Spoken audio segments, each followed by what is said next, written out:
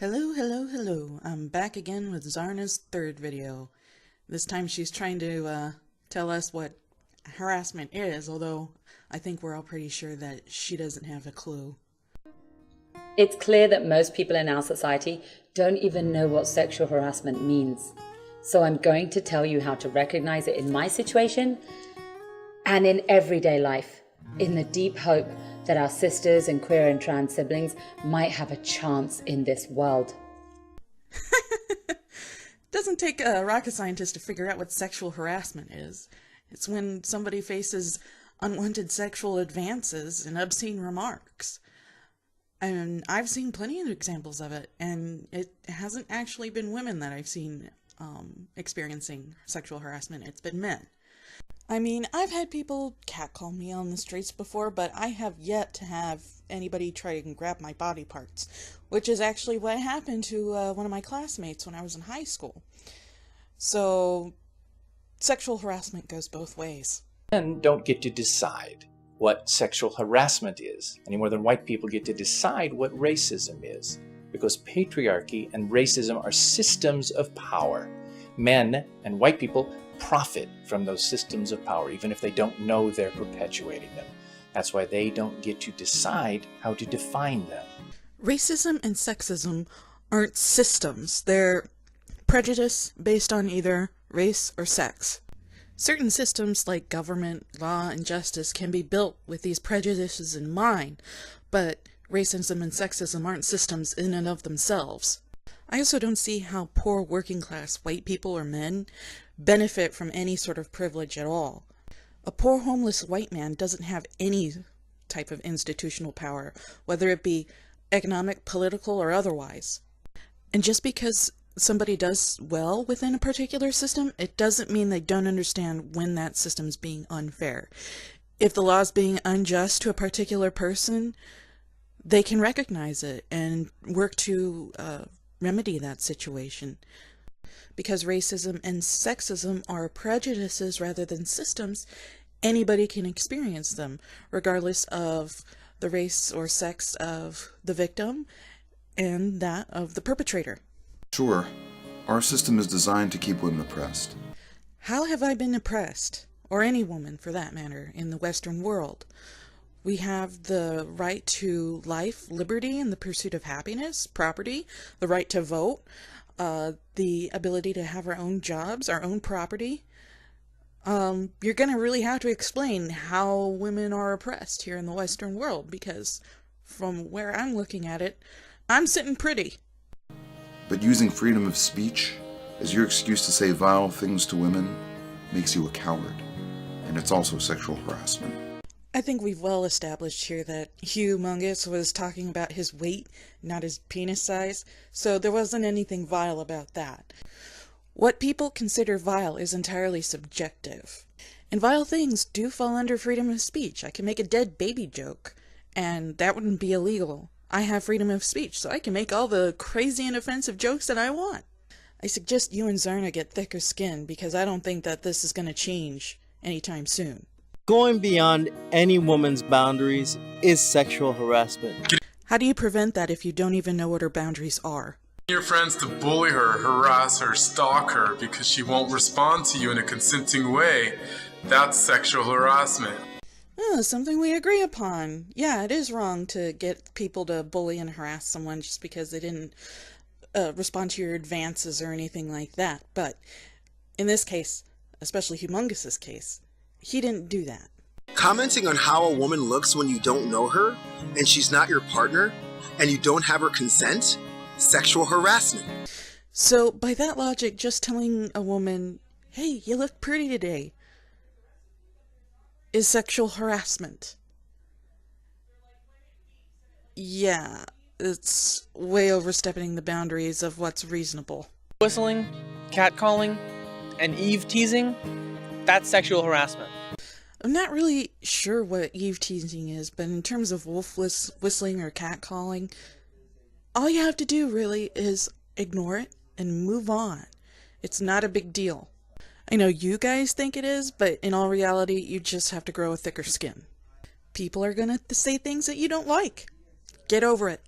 Crass jokes and innuendos, sexual harassment. I love crass jokes and innuendos. Any guy can come and tell me one. I love them, so screw you.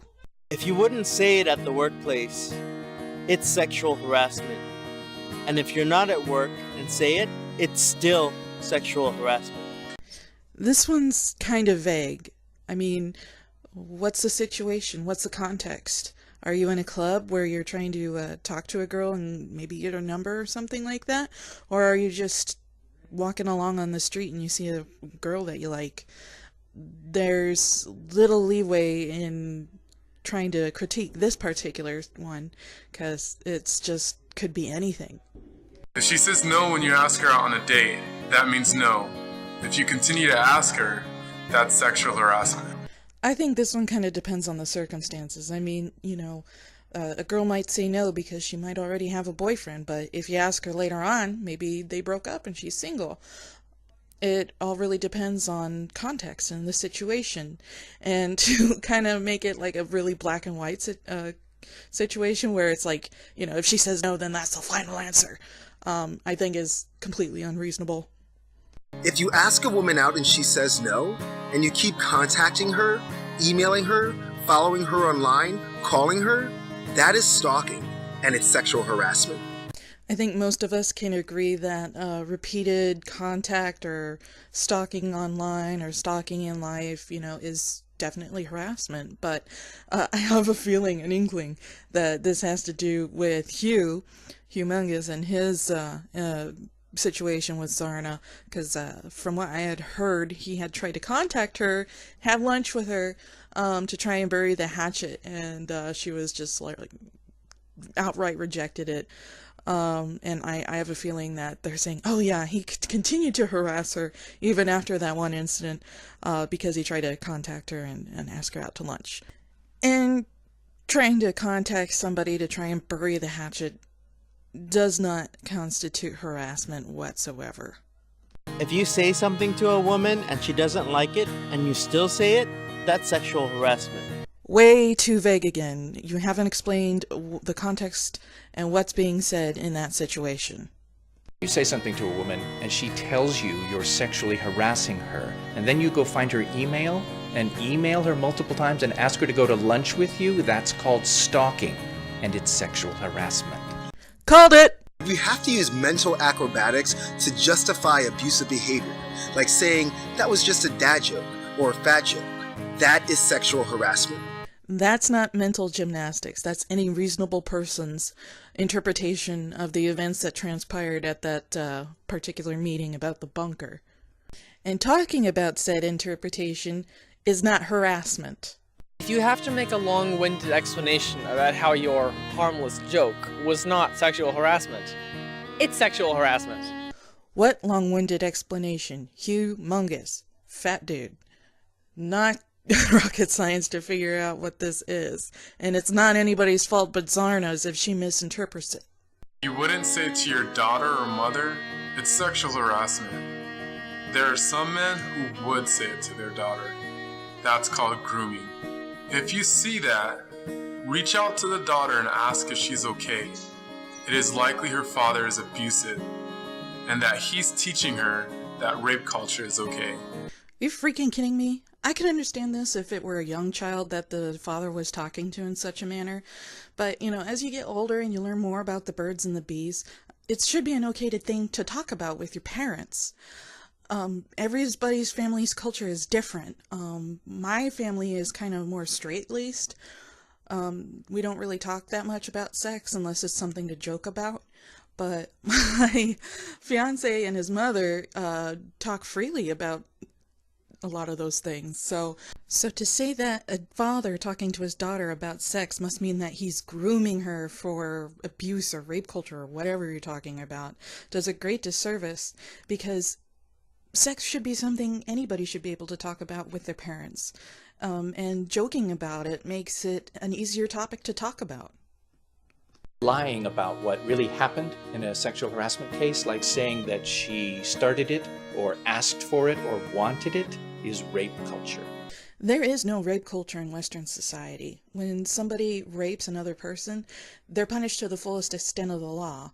At least, if there can be a case made against that person who did the raping. But if they were in a court of law and said, oh, well, she asked for it, or, what was she wearing, and all this stuff, it's not going to help their case. They're still going to get convicted. It's physical evidence that either vindicates or convicts the person accused of the rape. Saying that boys will be boys is rape culture.